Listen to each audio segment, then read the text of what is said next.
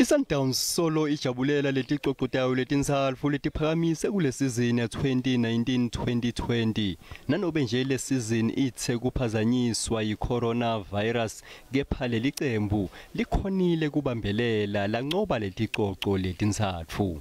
Ngengongoni iSundowns yaphakamisa sicoco seTelkom Knockout ngemuva kwehlula iMaritzburg United ngemagoli lamabili kulinye eMoses Mabhida Stadium eThekwini. Kanti ke kulamaviki lamabili lengcile iphakamise sicoco seAbsa Premiership yalandzela ngesicoco seNedbank Cup lesona isiphakamisa ngemgcibelo ebusuku ngekwehlula iBloemfontein Celtic ngeligoli linye eCanzeni. We have to be humble. We can't be arrogant to saying that we knew we would win the treble. No, I mean really.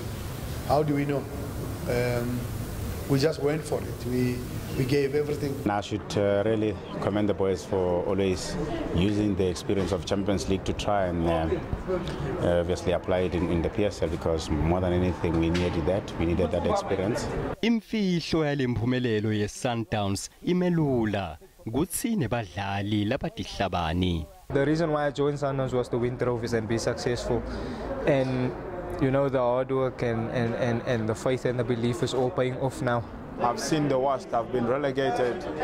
I've played for a middle team, but now I'm playing for a team that fights for championships every day. So I have to keep going.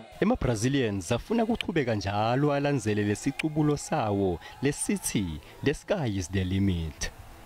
Mina ke ngumduduzi Ndlovu, leti tindzaba te-SABC eJozi.